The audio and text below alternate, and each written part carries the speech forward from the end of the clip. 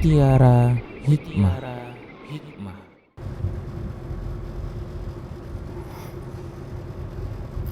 Set, Ya. Afwan Set. Ini Stat, Ana baru baca artikel tadi Stat, tulisan kawan-kawan kita di Facebook. Jadi beberapa teman-teman Ana ini Stat, mereka terlihat pesimis, terlihat lemah gara-gara efek pemilu kemarin Stat.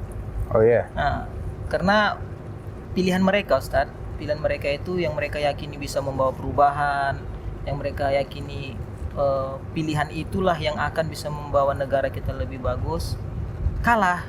Jadi mereka pikir Ustaz, kalau pemimpinnya calonnya itu kalah, ini Indonesia akan terpuruk, Indonesia akan hancur, akan ya ke hal-hal negatif loh Ustaz.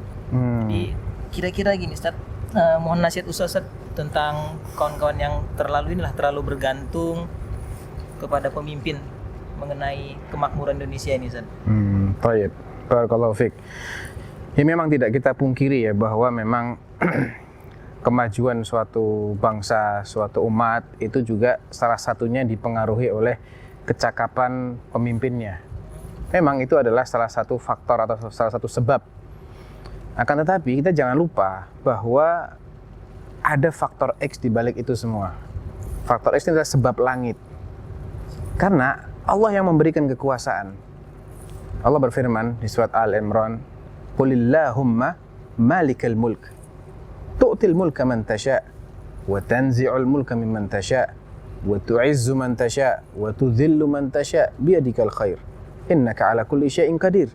Katakan, ya Allah, Engkaulah malikal mulk, pemilik segala kekuasaan. Tu'til mulka man tasha'. Engkau berikan kekuasaan kepada orang-orang yang Engkau kehendaki, dan Engkau cabut kekuasaan dari orang-orang yang Engkau kehendaki. Engkau muliakan orang yang Engkau kehendaki, Engkau hinakan orang yang Engkau kehendaki. Di tanganmulah segala kebaikan. Ingat ayat ini, biyadikal khair, di tanganmulah segala kebaikan, bukan di tangan penguasa, bukan di tangan rakyat, bukan di tangan parlemen, tapi di tangan Allah Subhanahu wa taala. Dan Allah yang akan memberikan kepada siapa yang Allah kehendaki. Innaka 'ala kulli syai'in qadir, Engkau maha kuasa melakukan segala sesuatu. Terpilihnya seorang pemimpin lepas dari bagaimana kecakapan dia, bagaimana track record dia, adalah karena kekuasaan Allah, kan? Betul, Ustaz. Tentunya di balik itu ada hikmah, ada pelajaran. Boleh jadi itu karena dosa-dosa rakyatnya juga. Karena yang namanya penguasa, sebelum dia berkuasa siapa dia?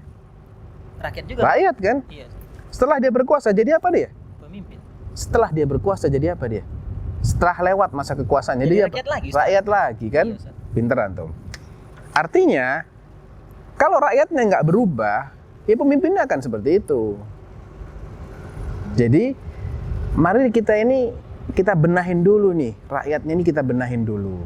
Kemudian kita ubah pola pikir kita. Jangan hanya melihat keberhasilan itu dari sebab-sebab duniawi, sebab-sebab materi saja.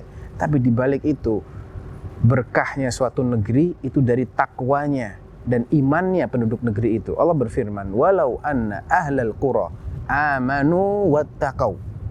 Andai penduduk suatu negeri itu beriman dan bertakwa. Ada dua sebabnya, beriman dan bertakwa. Apa yang akan Allah berikan kepada mereka? La fatahna alaihim barakatin minas sama' wal ard. Kami akan bukakan berkah-berkah. Berkah itu sendiri artinya kathratul khairi wa dawamu. Banyaknya kebaikan dan langgengnya kebaikan. Kami bukakan kebaikan-kebaikan yang terus-menerus dari langit. Hujannya tidak pernah menimbulkan bencana. Hujannya saat dibutuhkan, sesuai dengan porsi yang dibutuhkan. Kemudian dari bumi turun berkah lain, berupa suburnya tanaman, kemudian keluarnya hasil-hasil bumi yang beraneka ragam yang dimanfaatkan oleh manusia. Walakin kadzabu, akan tapi mereka sebaliknya mendustakan. Fa akhadnahum bima kanu yaksibun, maka kami hukum mereka gara-gara perbuatan mereka. Jadi intinya, akhi, keberkahan, kesuksesan itu yang paling penting adalah ketika kita ini menjadi hamba Allah yang sebenar-benarnya. Karena Allah dalam ayat yang lain berjanji, "Alaisallahu bikafin 'abdah." Bukankah Allah itu benar-benar akan mencukupi hambanya? Kata Al-Imam Ibnul Qayyim rahimahullah, tamamul kifayah ma'a tamamil ubudiyah wa naqsuha ma'a naqsiha. Kifayah, kecukupan yang Allah berikan kepada seorang hamba itu berbanding lurus dengan seberapa besar dia menghambakan dirinya kepada Allah. Makin dia itu tunduk dan taat kepada Allah, Allah akan makin cukupi dia. Tapi makin dia ini keluar dari ketaatan kepada Allah, mengikuti hawa nafsunya, maka akan Allah kurangi kecukupan. Tidak pernah merasa cukup. Bukan berkah yang dia dapatkan, tapi justru azab, justru kesulitan demi kesulitan. Jadi jangan kita hanya bergantung pada pemimpin. Ya, coba kita benahi hubungan kita dengan Allah Subhanahu wa taala, karena semua di tangan Allah. Dalam sekejap Allah bisa rubah negara yang subur makmur, yang Masya Allah kaya raya, Allah bisa jadikan warganya sebagai warga yang paling miskin.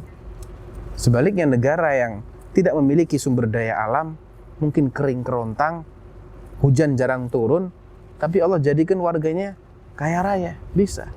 Ya, karena semua itu di tangan Allah Subhanahu wa taala. Bagaimana doanya Nabi Ibrahim ketika beliau meletakkan anaknya di kota Makkah yang kala itu tidak ada pohonnya sama sekali.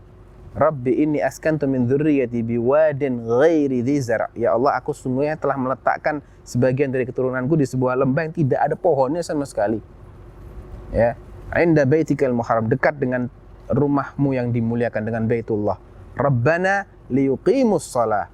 Ya wahai Tuhan kami, itu semua agar mereka menegakkan salat. Ya. Farzuqhum minas tsamarat. Ya Allah, maka berikanlah mereka rezeki dari buah-buahan. Nabi Ibrahim tahu pohonnya nggak bisa tumbuh di Mekah, tapi dia minta hasilnya. Ya, warzuqhum minas tsamarat. Berikan mereka buah-buahan yang demikian banyak. Dan subhanallah, kalau antum ke Mekah, antum bisa temukan berbagai macam buah-buahan. Dan pohonnya nggak ada. Artinya apa? Ini adalah buah dari tauhid, buah dari tegaknya ubudiyah kepada Allah Subhanahu wa taala. Allah berikan walaupun sebab-sebab logikanya nggak ada di situ. Ya, mereka bisa makan berbagai macam buah-buahan. Ya, dikirim dari berbagai macam negeri di seluruh penjuru dunia. Semuanya, hampir semuanya ada di kota Makkah. Jadi itulah kuncinya, bagaimana kita tingkatkan, kita perbaiki iman kita dan ketakwaan kita kepada Allah. Insya Allah dengan itu semua kita tidak perlu khawatir, kita tidak perlu takut. Allah Subhanahu wa taala sudah berjanji dan Allah tidak mungkin mengingkari janjinya. Barakallahu fiik.